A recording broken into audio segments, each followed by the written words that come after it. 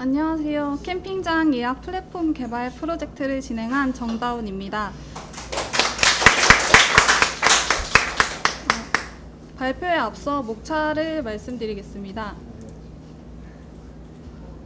발표는 기획 의도, 백로그 및 커밋 레이어, 코드 시연, 이슈사항, 소감, 후배 기수들에게 전할 말씀 순서로 진행하겠습니다. 저는 취미로 캠핑을 자주 다니는데요. 캠핑장을 예약할 때 몇 가지 불편함을 느꼈습니다. 그래서 캠핑장 예약 시스템에 대한 문제를 해결해 보고자 이 주제를 선택하였습니다. 코로나 이후 많은 사람들이 캠핑에 관심을 갖게 되었고, 그로 인해 캠핑 시장이 크게 성장하였지만 대표 예약 플랫폼이 부재하여 정보가 분산되어 있습니다. 또한 실시간 예약을 지원하지 않는 캠핑장이 다수 존재하여 불편하다는 문제점이 있었습니다.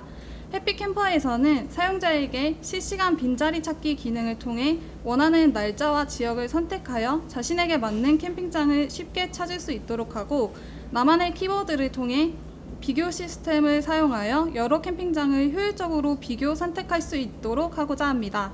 그리고 판매자에게는 실시간 예약 시스템을 통해 예약을 바로 확정함으로써 예약 관리보다 이외의 캠핑장 시설 관리 등의 운영에 집중을 할 수 있도록 하고자 합니다. 추가적으로는 예약 데이터 분석 자료 제공, 정산 시스템 등을 제공함으로써 캠핑장을 보다 효율적으로 운영할 수 있도록 하고자 하였습니다.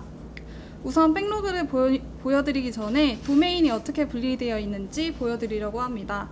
화면에 보이시는 것처럼 총 6개의 도메인을 나누었는데요. 기능을 구현할 때마다 필요한 도메인을 정하고 추가해 나갔습니다. 레저베이션 안에 페이먼트가 포함될 수도 있었으나 코드의 복잡성을 낮추고 쉽게 관리를 하기 위해 분리 작업을 하였습니다. 또 보안 측면에서도 결제에는 사용자 카드 정보 등의 민감한 정보를 포함하고 있기 때문에 별도로 관리하는 것이 좋다고 판단하였습니다. 프론트 쪽에 보시면 서비스라는 도메인이 하나 더 있습니다. UI는 사용자와 직접 상호작용을 하는 부분이기 때문에 별도의 도메인으로 분리하였습니다. 다음으로는 주차별 백로그를 보여드리겠습니다. 우선 저는 실제 프로젝트 시작인 7월 3일 일주일 전부터 조금씩 준비를 했는데요. 첫 주차에는 기획안 준비와 CD 설정을 진행하였습니다. 그리고 배포가 완료된 후에는 어카운트 도메인에 대한 테스트 코드를 작성하면서 서비스의 흐름을 대략적으로 파악했습니다. 이렇게 테스트 코드를 작성하여 실제 개발을 시작했을 때 오류나 버그를 줄일 수 있었고, 도메인을 분리하고 DB를 어떻게 설계해야 할지 정리가 많이 되었습니다. 다음으로 1주차 백로그입니다. 프론트의 백로그가 조금 더 많은데요. 이 이유는 2주차 중간 점검부터 실제 배포된 서비스를 시연해야 했기 때문에 메인 페이지에 대한 대략적인 구성이 필요할 것이라고 생각을 하였습니다. 그래서 사용자가 가장 먼저 접근하게 되는 첫 페이지이기 때문에 이를 구현하면서 기능들을 추가하고 우선순위를 정했습니다. 다음으로는 2주차입니다. 1주차의 회원 서비스 기능이 완료되지 않은 상황이었지만 모든 기능들을 완벽하게 구현하고 다음 도메인으로 넘어가기에는 완성도가 떨어질 수 있다고 생각했습니다. 그래서 필수적인 기능들을 우선 구현하고 이후에 세부 작업을 추가하는 방향으로 진행하였습니다. 다음으로는 3주차입니다. 3주차부터 상품, 예약, 장바구니 서비스를 동시에 진행하였습니다. 2주차에 진행했던 상품 서비스를 보완하고 예약 기능을 구현하는 동시에 장바구니 기능도 병행하여 진행하였습니다. 예약 기능과 장바구니 기능이 주문 과정에서 밀접한 관련이 있었기 때문에 동시에 구현함으로써 개발 속도를 높였습니다. 마지막으로는 4주차입니다. 4주차는 기능 추가보다는 이전 서비스들에 대한 버그나 오류를 처리하고 실제 서비스를 시연하며 사용자 입장에서 부족한 점을 파악하고 개선해 나가는 시간을 가졌습니다. 기능들이 아직 충분하지 않다고 생각해서 추가하고 싶은 기능들이 많았지만 현재까지 구성된 기능의 안정성을 높이는 데 조금 더 집중하는 시간을 가졌습니다. 다음으로는 하나의 백로그가 어떻게 커밋과 연결되어 관리되었는지 말씀드리겠습니다. 해당 백로그는 JW 토큰을 활용하여 로그인 기능을 구현하는 것이었습니다. 대략적으로 저희 프로젝트에서 로그인 로직은 JW 토큰과 스프링 시큐리티를 활용하여 사용자를 검증하도록 구성하였습니다. 사용자가 인증이 필요할 때마다 발급된 JWT 토큰을 검증하여 사용자의 접근을 허가하는 필터를 구성하여 기능을 만들었습니다. 그중 제가 오래 고민했던 토큰의 처리, 클라이언트로 어떤 방법으로 전달했는지 이 기능들을 보완했던 흐름 위주로 말씀드리려고 합니다. 백로그의 제목을 살펴보자면 저는 백로그를 작성할 때 사용자가 어떤 행위를 통해 어떤 기능을 사용하고자 하는지에 중점을 맞춰 작성하였습니다. 기술적인 측면보다는 유저 스토리를 기반으로 작성하여 개발자가 아니더라도 현재 백로그를 보고 어떠한 기능을 만들었는지 파악할 수 있도록 작성하려고 노력했습니다. 이제 이 백로그에 적힌 기능을 구현하기 위해 석세스 크리테리아를 기준으로 설정하고 이를 달성하기 위해 필요한 작업들을 투두 리스트로 작성하였습니다. 오른쪽에 보시면 git 커밋 내역인데요. 백로그 태그와 동일하게 넘버링이 되어 있고 실제로 해당 서비스를 구현하면서 작성했던 코드들만 분리하여 커밋이 되어 있는 것을 보실 수 있습니다. 파일을 보시면 각각의 기능을 담당하는 서비스가 분리되어 있는 것을 보실 수 있습니다. 멤버 서비스는 로그인 기능을 관련한 기능을 담당하고 JWT 토큰 생성은 JWT 서비스가 담당하며 리프레시 토큰을 저장하는 데는 레디스 서비스가 사용되었습니다. 이렇게 로그인 기능을 위한 토큰 생성과 클라이언트로의 반환은 세 단계에 나누어서 보완이 되었습니다. 첫 번째 시도에서는 토큰을 생성하고 토큰을 HTTP 헤더에 담아 클라이언트로 응답을 보냈습니다. 클라이언트는 받은 토큰을 추출하여 세션 스토리지에 저장을 하고 이렇게 저장된 토큰은 사용자 인증이 필요한 기능을 사용할 때 함께 보내어 인증이 진행되도록 하였습니다. 두 번째 시도에서는 보안 강화를 위해 토큰 생성은 이전과 동일하게 진행을 하되 액세스 토큰은 HTTP 헤더에 담아 클라이언트로 반환을 하였고 리프레시 토큰은 쿠키에 담아 반환을 하였습니다. 특히 리프레시 토큰 같은 경우에는 HTTP only 속성을 설정하여 자바스크립트에서 접근이 불가능하도록 보안을 강화하였습니다. 하지만 세션 스토리지에 액세스 토큰을 저장하면 사용자가 브라우저를 닫을 때마다 매번 다시 로그인을 해야 하는 번거로움이 있었습니다. 그래서 세 번째 시도에서는 두 토큰을 모두 쿠키에 담아 보냈습니다. 또한 리프레시 토큰에는 이전과 같이 HTTP only 설정을 하였고 이렇게 보낸 쿠키 중 액세스 토큰은 로컬 스토리지에 로그인 여부를 보관하도록 구현을 하였습니다. 이렇게 로그인 기능을 만들어 봤는데요. 아직 부족한 점과 보안적인 측면에서 허점이 많이 남아 있습니다. 그러나 이러한 경험을 통해 저는 새로운 개념을 습득하고 새로운 기술을 수용할 수 있는 태도를 조금 갖추게 된 것 같습니다.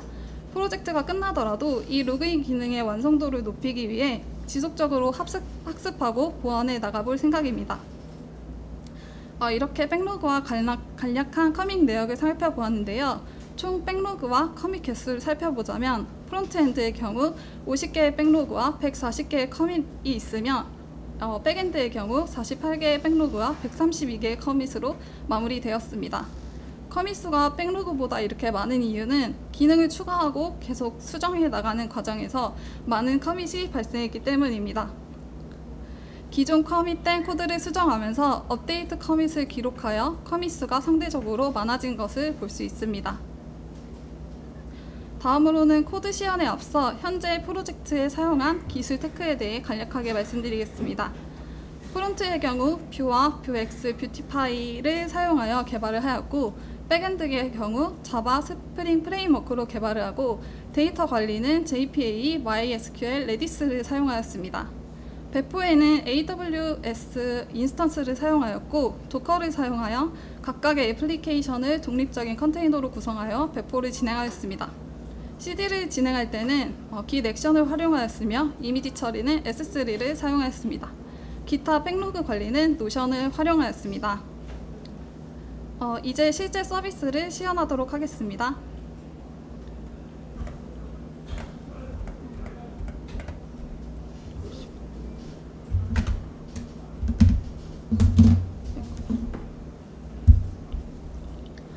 우선 판매자 계정에 대해서 먼저 진행을 하려고 하는데요. 이렇게 메인 페이지가 있고 아래쪽에 보시면 판매자 이제 파트너 신청하기 버튼을 통해 판매자는 가입을 진행할 수 있습니다.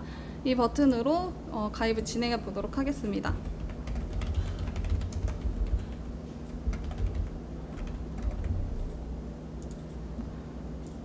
이 이메일로 인증하기를 하면 인증 코드가 발송되고요. 이메일로 온 인증 코드를 입력하면 됩니다. 이제 비밀번호 8자리 이상 숫자 0문을 포함하여 되어 있고요. 만약에 이렇게 길이가 맞지 않는다면 빨간색으로 안내 문구가 뜨고요. 이렇게 없앨 수 있습니다.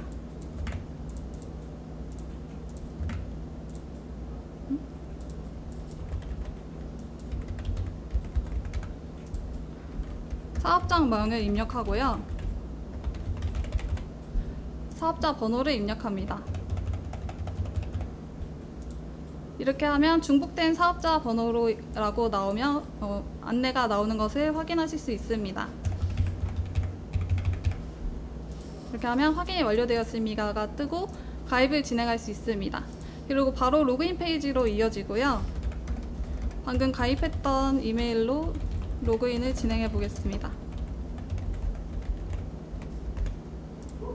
지금은 비밀번호를 틀리게 입력했기 때문에 그렇고요. 다시 로그인을 진행했습니다.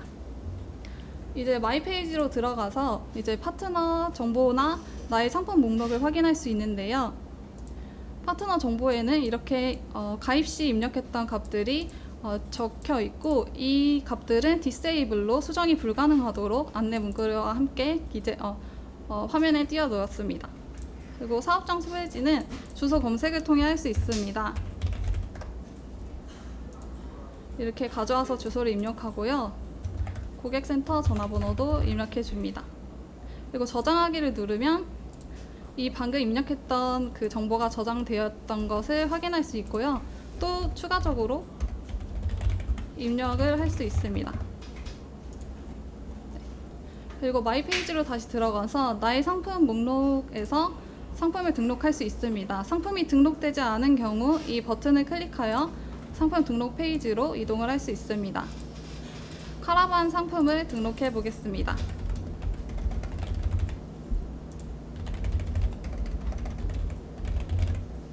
이 주소는 캠핑장의 주소를 입력하시면 되는 거고요.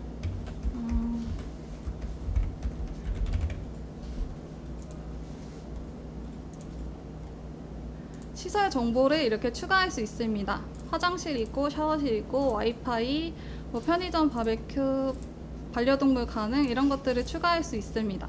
그리고 메인 이미지는 잠시만요. 여기에서 S3를 사용하여 등록을 할 수 있고요. 상세 이미지는 5개를 이렇게 등록을 할 수 있습니다. 그리고 옵션을 추가할 수 있습니다. 판매 기간을 시작점과 끝점을 선택해서 등록을 할 수 있고요. 자녀석도 추가할 수 있습니다. 이렇게 버튼을 통해 옵션을 추가할 수 있고요.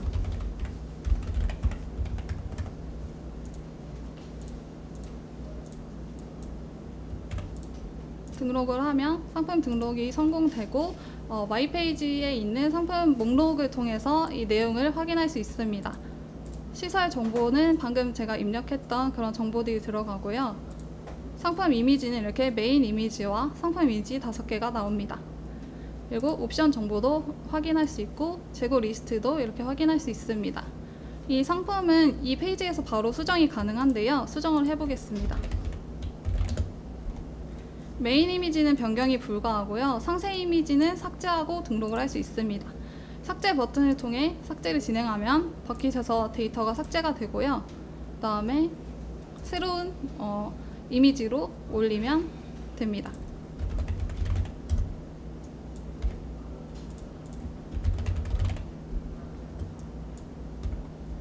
그리고 빈자리는 아무렇게나 한번 넣어 보겠습니다.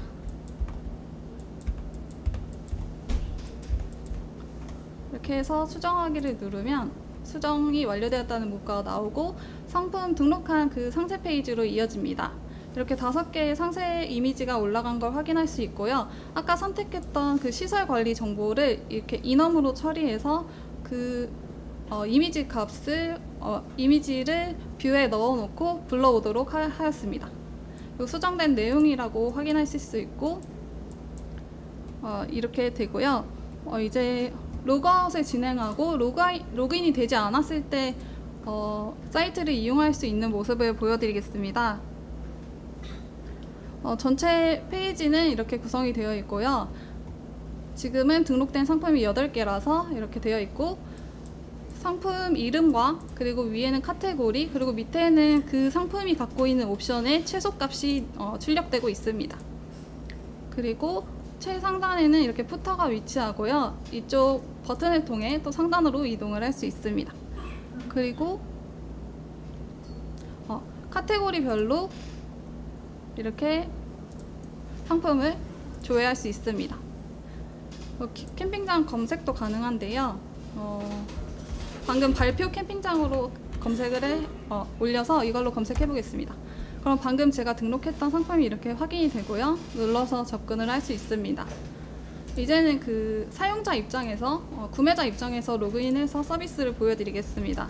지금 제가 로그인을 하는 그 계정은 이미 등록이 된 계정입니다. 이렇게 로그인하고 마이 페이지로 들어가면 지금 이분은 예약을 해놓은 상태라 이렇게 내역이 뜨고요. 나의 정보 관리에서 닉네임을 또 수정할 수 있습니다. 저장하기를 누르면 닉네임 중복 여부를 확인하라는 문구가 뜨고요. 중복이 되었습니다.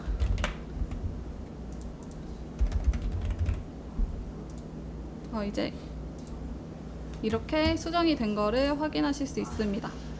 그리고 전체 상품 페이지로 이동해서 맵을 활용해서 전체 상품을 조회해 보겠습니다. 저는 이거를 카카오 지도 API를 사용해서 구현을 하였는데요. 상단에는 전체 상품 보러 가기를 통해 아까 본 리스트 페이지로 들어가실 수 있고, 그리고 지도를 통해 빈자리를 확인할 수 있습니다. 이렇게 지도를 움직이면서 빈자리를 확인할 수 있습니다. 이쪽에 0자리가 나오시는 걸 확인할 수 있고, 이 위치에서 체크인, 체크아웃 시간을 변경해서 조회할 수 있습니다. 그럼 방금 13개였던 자리가 3개로 변한 걸 확인하실 수 있습니다. 그리고 이 마커를 통해 예약도 가능한데요. 지금 저는 난지 쪽에 있는 캠핑장을 예약해 보도록 하겠습니다. 이렇게 누르면, 마커를 누르면 캠핑장 사이트 그 상세 페이지로 이동을 하게 됩니다. 여기에서 장바구니를 한번 담아 보겠습니다. 장바구니를 담으면 이제 날짜가 선택되지 않았기 때문에 문구가 뜨고요. 9일부터 10일까지로 조회해 보겠습니다. 그럼 빈자리가 이렇게 그 날짜에 해당하는 빈자리가 10개, 7개로 나옵니다. 이걸 장바구니에 넣어보면 이렇게 여러 개의 상품이 장바구니에 담아 있는 것을 확인할 수 있습니다. 상품을 선택하여 장바구니에서 없앨 수 있습니다. 그리고 이 상품들을 선택해서 비교하기 페이지로 이동할 수 있습니다. 그러면 이렇게 마이 태그를 입력할 수 있는 페이지가 나오고요. 2개를 클릭해서 비교를 해보겠습니다. 그럼 각각 이제 상품에 대한 기본 정보들이 나옵니다. 지금 이미지 처리는 메인 이미지를 가져오려고 했는데 그것까지는 기능이 구현되지 않은 상황이고요. 그리고 아래는 나만의 해시태그를 추가할 수 있습니다. 여기에 그냥 제가 원하는 키워드를 넣으면 되는데요. 이렇게 추가를 할 수 있습니다. 여기는 이렇게 추가해서 나만의 키워드로 캠핑장을 비교해서 선택할 수 있도록 구현을 해보았습니다.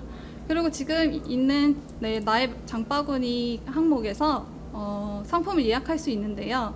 지금 반달곰이 살던 숲을 장바구니에서 예약을 해보겠습니다. 바로 예약을 누르면 예약하기 페이지로 이동합니다. 여기서 수량을 입력해 주시고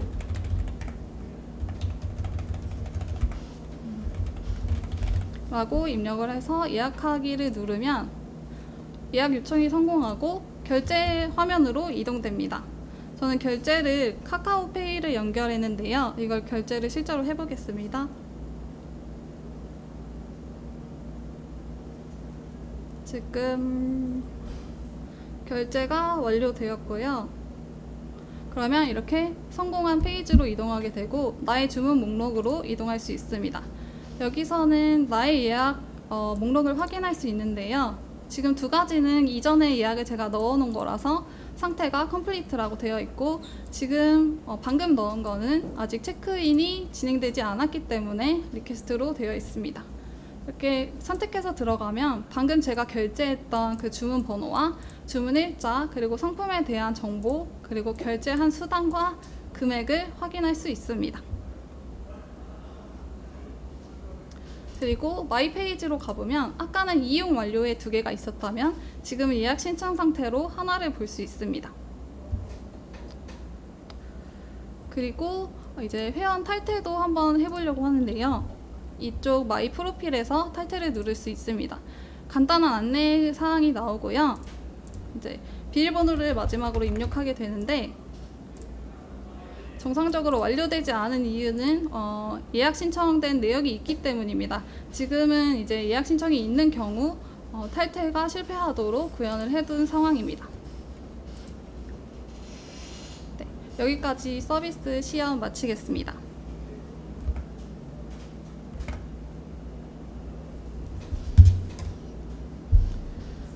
다음으로는 프로젝트를 진행하며 기록했던 이슈 사항입니다. 우선 이슈를 관리한 방법에 대해 간략하게 말씀드리겠습니다. 왼쪽 사진과 같이 프론트와 백을 나누어 관리하였으며 지금 사실 있는 내역보다 이슈가 2배는 더 많았던 것 같은데 모든 이슈를 기록하지 못했습니다. 한 주 한 주 지나다 보니 조금 조급해져서 기록하는 것을 누락했는데 이 부분이 조금 많이 아쉬운 부분입니다. 오른쪽을 보시면 이슈가 발생했던 백로그인데요. 이슈 체크박스와 우선순위를 기록하였고, 백로그 하단의 이슈 항목에 이슈 페이지 링크를 삽입하여 어떤 백로그에 대한 이슈 사항인지 명시해 두었습니다. 이슈 발생 시 우선순위를 P1으로 정했고, 해결된 경우 솔브로 이동시켰습니다. 첫 번째 이슈에 대해 말씀드리겠습니다. 이슈를 살펴보시면 판매자가 상품을 수정할 때 날짜별 재고를 서버로 전달하면서 타입이 맞지 않아 요청을 수신할 수 없다는 그런 오류가 발생하고 있습니다. 오류 메시지를 확인하면 이 데이터 형식이 다르다는 것을 알 수 있고요. 문제의 원인은 판매자가 나의 상품 목록 페이지로 접근할 때 서버에서 보내주는 데이터 형식은 아래와 같이 리스트로 선언되어 있습니다. 그러나 동일한 컴포넌트에서 판매자가 받아온 값을 수정하여 서버로 다시 수정 요청을 할 때의 데이터 형식은 아래와 같이 문자열이었습니다. 그래서 사용자가 날짜별 재고 리스트를 받은 후 수정하지 않았을 때는 받은 형식 그대로를 다시 서버로 보내게 되고, 또 일부만 변경했을 때는 이와 같이 위에는 이제 문자열로 밑에는 리스트 형태로 보내게 됩니다. 그래서 이를 해결하기 위해 첫 번째 시도로는 프로덕트 옵션 리스폰스 폼과 모디파이 리퀘스트 폼 형태가 동일해야 함을 인지하지 못하였습니다. 그래서 리스트의 첫 번째 값만 추출하여 문자열로 변경하는 방식을 선택했고, 이 방법에는 그런데 문제가 있었습니다. 첫 번째로 항상 0번째 인덱스의 값을 반환하기 때문에 정확한 데이터를 얻을 수 없었고, 항상 새로운 배열을 생성해서 불필요한 반복 작업이 발생하였습니다. 이후 이제 상품을 받아오는 리스폰스 폼을 다시 살펴보면서 데이터 형태가 리스트라는 것을 알게 되었고, 이 두 가지의 데이터 형태를 맞춰줌으로써 문제를 해결했습니다. 이 문제는 굉장히 복합적인 원인이었다고 생각을 하는데요. 첫 번째는 각기 다른 기능을 하는 컴포넌트를 중복으로 사용함으로써 데이터 처리에 혼란이 생겼으며, 또 데이터가 리스트 형태로 들어옴에도 불구하고 서버로 보내는 데이터 형태에만 집중을 해서 상황을 넓게 보지 못한 것이 이 이슈가 조금 오래 지속된 원인이었다고 생각합니다. 두 번째 이슈는 엔티티 간의 연관관계로 인해 발생한 것입니다. 판매자 회원이 예약 내역이 있는 상품을 삭제하려고 할 때 외래키 제약 조건으로 인해 상품이 삭제되지 않고 오류가 발생하는 문제가 발생했습니다. 이 문제는 레저베이션 엔티티가 프로덕트와 프로덕트 옵션, 그리고 멤버를 단방향으로 연관되어 있어서 발생한 것입니다.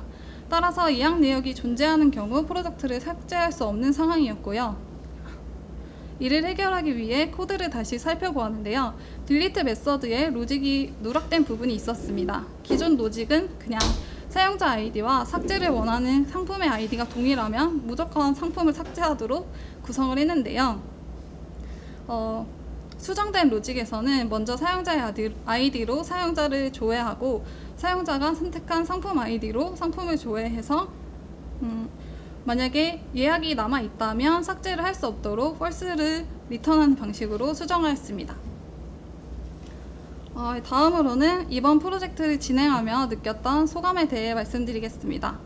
우선 하나의 서비스를 만들 때 정말 다양한 기능들이 존재하고 그 기능들을 사용자가 편리하게 활용할 수 있도록 구현하는 것이 매우 중요하다는 것을 깨달았습니다. 또한 배포의 중요성에 대해 많이 알게 되었는데요.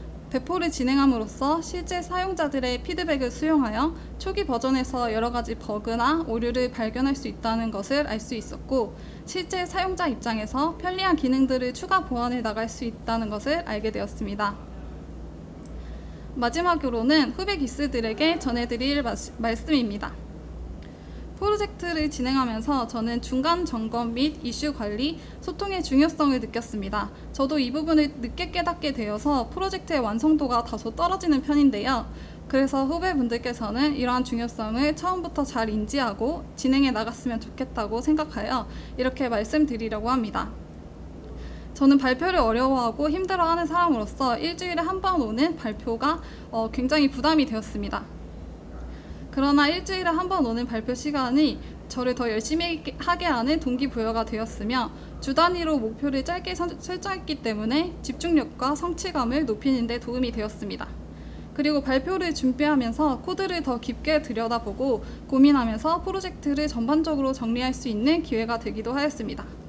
따라서 개인 프로젝트 기간인 한 달 동안의 목표를 설정하는 것보다는 주 단위의 중간 점검을 하는 것을 목표로 잡는 것이 좋은 방법이 될 것이라고 생각합니다. 두 번째로는 이슈 관리와 소통의 중요성인데요. 이슈를 해결하기 위해 왜 어떤 상황에서 문제가 발생했는지 정확하게 파악하는 것이 필요합니다.